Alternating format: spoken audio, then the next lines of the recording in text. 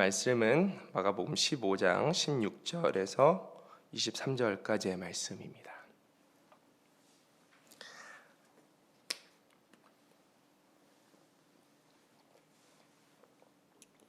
우리 한 절씩 교독하시고 마지막 23절 함께 읽도록 하겠습니다.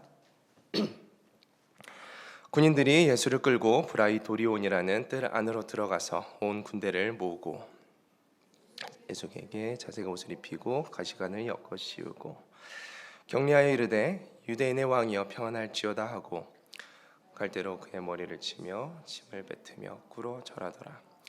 희롱을 다한 후 자색 옷을 벗기고 도로 그의 옷을 입히고 십자가에 못 박으려고 끌고 나가니라.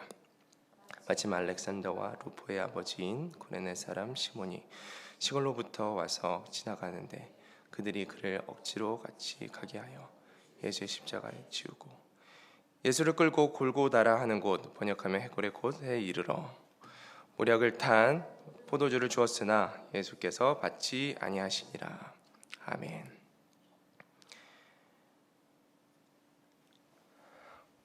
할렐루야.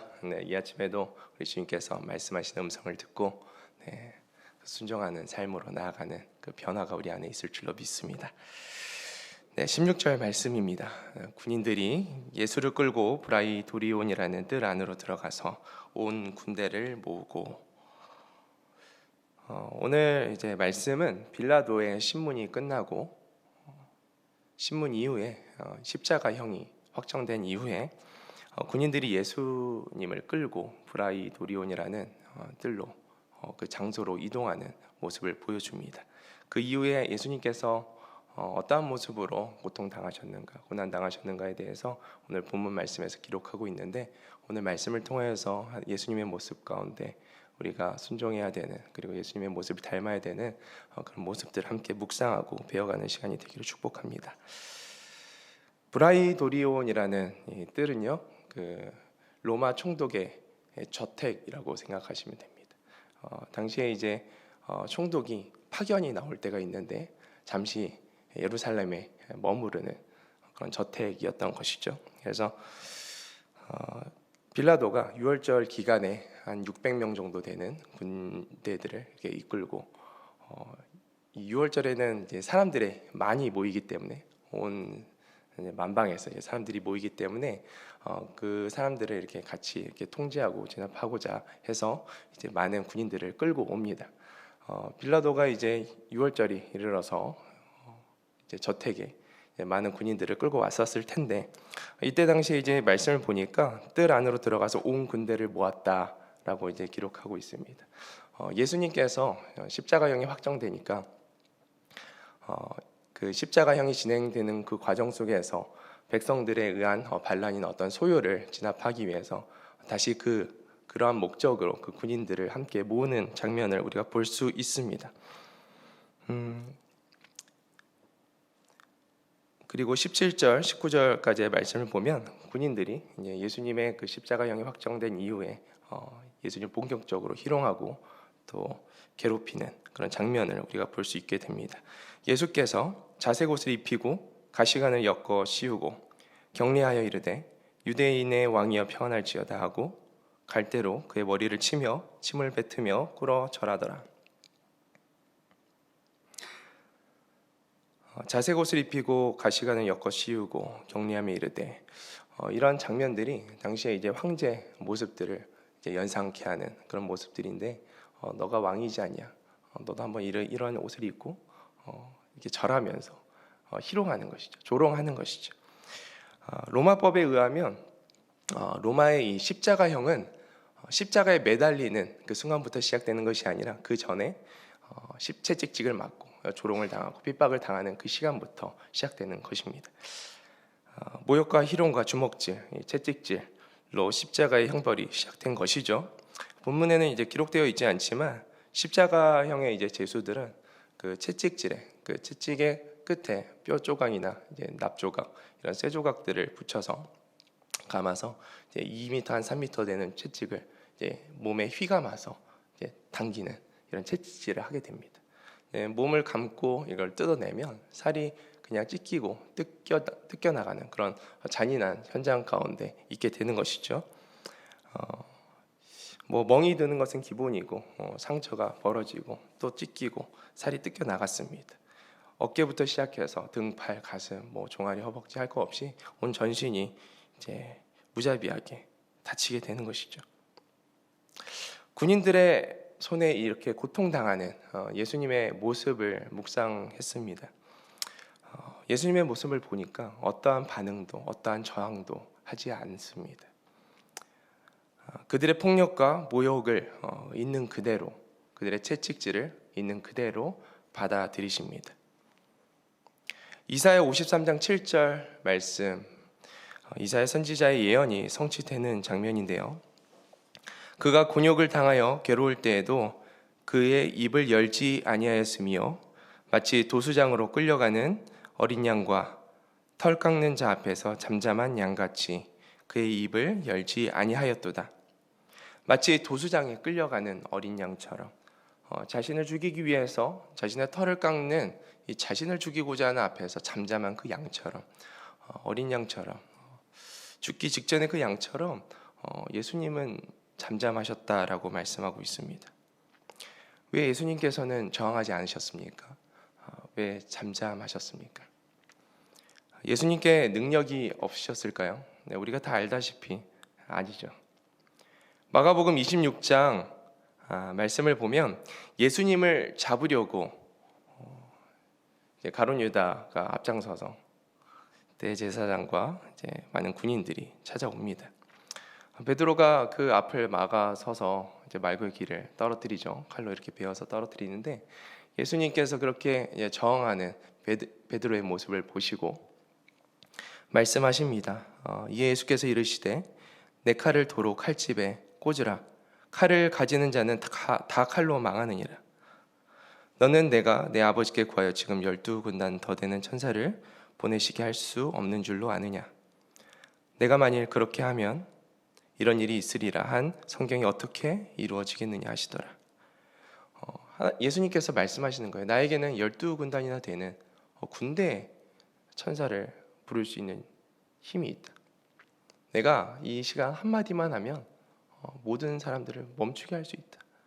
내가 저항할 수 있는 힘이 없는 것이 아니라 내가 저항하지 않는 것이, 내가 이 시간에 이 고난의 잔을 받는 것이 하나님의 뜻이다 라고 말씀하는 거예요.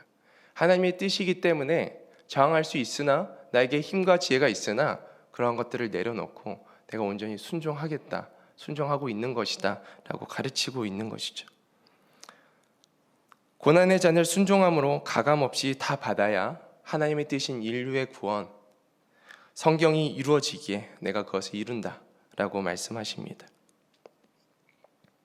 예수님은 하나님의 뜻을 완전히 이루시기 위해서, 인류의 구원을 이루시기 위해서 끔찍한 고통과 그 수치 앞에서, 그 앞에서도 어떠한 저항도 하지 않으시고 하나님 앞에 100%의 순종, 온전한 순종, 정금과 같이 주님 앞에 드리는 그 순종을 보여주십니다. 예수님의 모습을 통해서 우리에게 하나님께서 동일하게 말씀하시는 거예요. 너는 나의 뜻에 온전한 순종을 보이고 있느냐? 100%의 순종을 보이고 있느냐? 죄인인 우리는 본능적으로 하나님 앞에 저항합니다. 우리의 죄성이 나의 뜻대로, 내 마음대로 살고 싶은 것이 우리의 죄성 아닙니까? 그것이 죄의 뿌리지요. 그런데 하나님께서 우리에게 말씀하시고 하나님 뜻하시고자 하는 것에 우리가 순종해야 되는데, 이런 죄성 때문에 우리가 자연스럽게 본능적으로 반응하는, 저항하는 모습들을 우리가 하나님 앞에 보이는 경우가 참 많습니다. 나의 뜻대로 나의 힘대로 이 세상을 살고 싶어 하는 것이죠. 그런데 하나님이 이 아침에 다시 한번 우리에게 도전하고 말씀하시는 거예요. 너를 향한 나의 계획이 있어. 너를 향한 나의 뜻이 있어. 너를 향한 나의 소망이 있어. 나의 꿈이 있어. 그 뜻을 이루기 위해서 우리는 하나님께 100%의 순종을 해야 되는 줄로 믿습니다. 하나님의 그 계획을 이루기 위해서는요, 우리의 순종이 필요한 거예요. 우리의 순종을 통해서, 우리의 그러한 믿음의 삶을 통해서 하나님은 우리를 향한 하나님의 꿈, 하나님의 그 소원들을 이루십니다.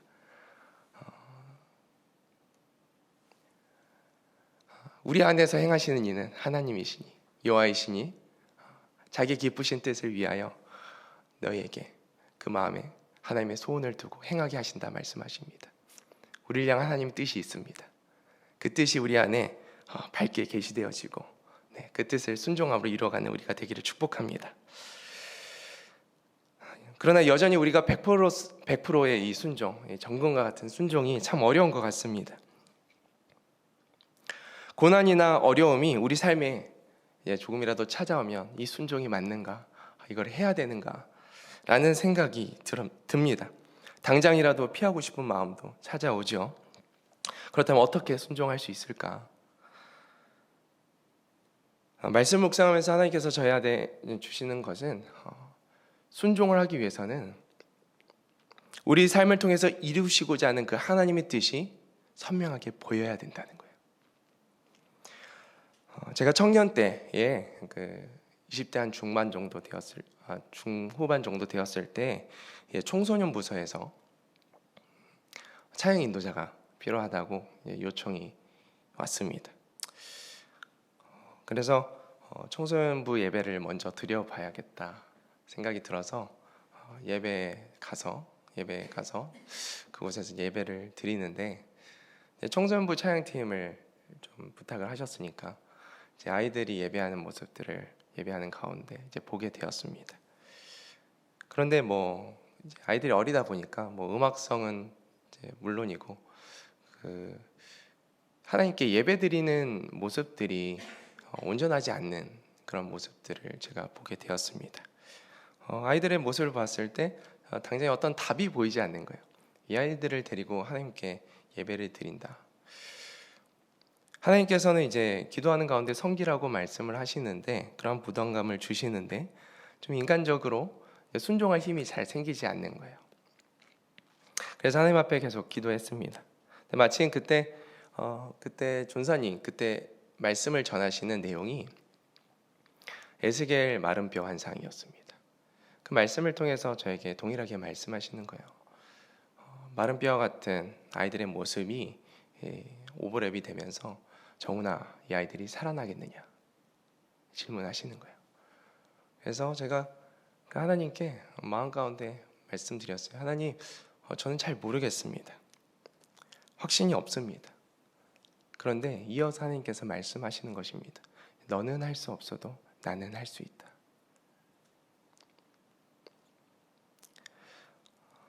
기도하는 가운데 아이들이 군대와 같이, 아이들의 영혼이 군대와 같이 일어나는 것들을 보게 됩니다. 그 말씀을 붙들고 사역을 시작하게 되었고, 주중에 아이들을 불러서 이제 공부도 가르치고 먹을 것도 사 먹이고, 그리고 이제 주말에 모여서 성경 공부도 같이 하고 큐티도 하고, 주일 같은 날에는 보통 그때 9시 예배 시작이었는데 8시에 제 차양팀 모임을 기본적으로 이제 연습을 한다고 모이면 7시에 모여서 같이 말씀 공부를 큐티를 했습니다. 한 6, 7명 정도 되는 아이들이 시작되어서 나중에는 한 25명까지 늘어나더라고요.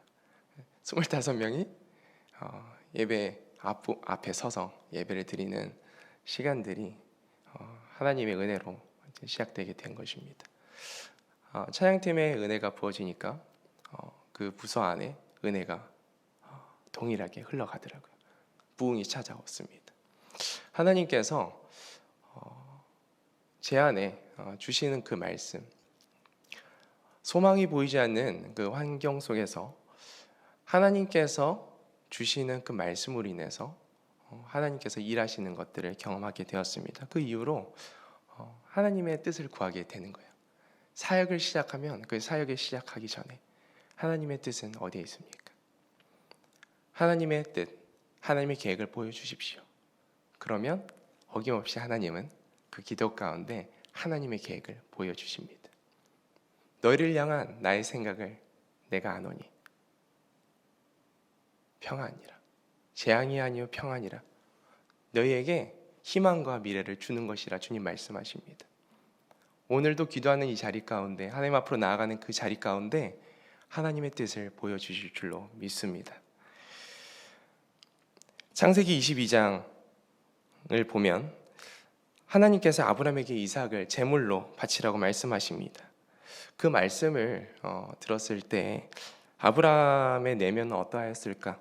자식을 아주 오랫동안 기다려서 하나님의 그 약속으로 받은 그 자식을 바치라고 하시는데 순종과 이 불순종의 생각 가운데 극심한 전쟁이 일어나지 않았을까? 그러나 아브라함은 자신의 생각, 자신의 뜻을 주장하지 않고 하나님의 뜻에 순종했습니다. 어떻게 그가 순종했습니까? 그에게는 하나님의 주신 말씀이 있었기 때문입니다. 창세기 15장 4절에서 6절 말씀입니다. 여호와의 말씀이 그에게 임하여 이르시되 그 사람이 내 상속자가 아니라 내 몸에서 날짜, 이삭을 말하는 것이죠. 내 상속자가 되리라. 그를 이끌고 밖으로 나가 이르시되 하늘을 우러러 무뼈를 셀 수 있나 보라. 하나님께서 아브라함을 이끌고 나오셨어요.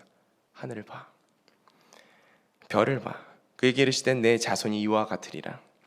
아브라함이 여호와를 믿으니 여호와께서 이를 그의 의로 여기시고 아브라함이 이것을 믿었다 라고 기록합니다. 아브라함은 그 별을 보았습니다. 그리고 자신의 자손이 이와 같이 이삭을 통해서 이루어질 것을 선명하게 보았습니다. 아브라함이 칼을 이삭을 향하여 내리꽂는 그 순간에도 아브라함은 제물이 되어서 죽어버린 이삭을 보는 것이 아니라 이삭을 통해서 무별과 같이 펼쳐져 있는 자손을 보고 있는 것입니다. 하나님의 약속이 그 안에 임했기 때문에 하나님의 계획이 그의 눈 가운데 보여졌기 때문에 그러한 일들을 순종으로 행할 수 있는 것이지. 본문에서 십자가 고난 가운데 예수님은 무엇을 보고 있습니까? 십자가 고난 너머에 부활의 영광을 보고 계십니다. 하나님의 백성들이 하나님과의 그 단절된 관계를 회복하고 주님의 나라로 함께 들어가는 그 모습들을 우리 예수님은 보고 계시는 것입니다.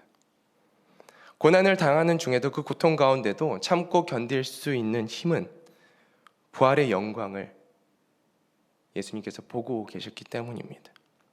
예수님께서 제자들에게 3번에 걸쳐서 순환 예고를 이전에 하셨습니다. 마가복음 8장, 9장, 10장에 동일한 내용으로 내가 고난당할 것이다. 내가 십자가를 질 것이다. 그런데 3일 뒤에 다시 부활할 것이다.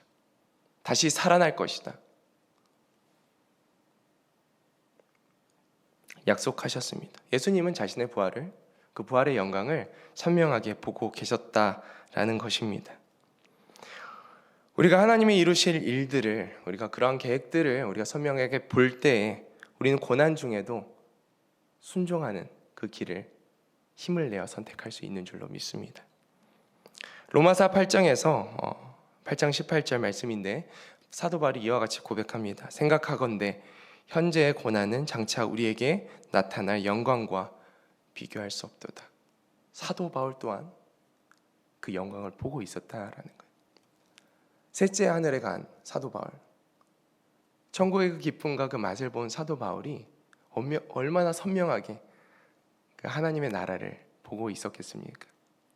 그가 했던 그 순종의 길, 많은 사역들은 하나님께서 보여주신 그 은혜로, 그 은혜를 따라서 그 고난 가운데 고난에 집중하는 것이 아니라, 문제와 그 고통 가운데 집중하는 것이 아니라 하나님의 영광을 보며 그것에 집중하며 나아가는 그 삶 속에서 순종이 있었다, 하나님의 일들이 있었다라는 것을 우리가 생각하게 됩니다. 여러분의 개인의 삶을 향한 하나님의 계획이 보여지기를 축복합니다. 여러분의 일터와 교회와 가정을 향한 하나님의 계획이 우리 삶 가운데 우리 눈에 보여지기를 축복합니다. 우리 나라를 향한 하나님의 계획, 이 나라를 위해서 우리가 무엇을 헌신해야 될지 하나님께서 보여주실 줄로 믿습니다. 20절 말씀입니다. 희롱을 다 한 후 자색 옷을 벗기고 도로 그 옷을 입히고 십자가에 못 박으려고 끌고 나가니라.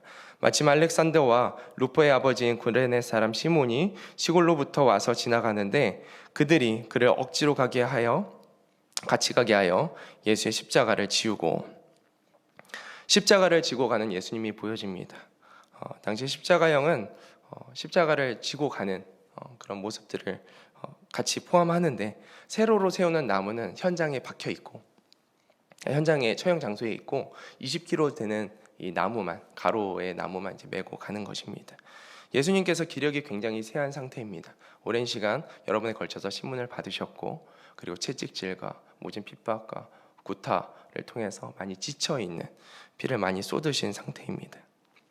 그래서 그런 상황에서 이제 로마 병사가 이제 마침 지나가는 구레네 사람 시몬을 이제 잡아 요청을 하는 것이죠. 시몬을 알렉산더와 루포의 아버지로 이제 표현을 하고 있습니다. 이는 이제 마가가 이제 당시에 이제 이 말씀을 기록할 때 초대교회에서 알렉산더 그리고 루퍼라는 이 사람들이 많이 이 초대교회 가운데 영향력을 끼치고 신앙생활을 잘하고 있다라는 것을 우리가 유추해 볼 수 있습니다. 그 알렉산더와 루퍼가 어떻게 이러한 신앙생활들을 하고 있는가?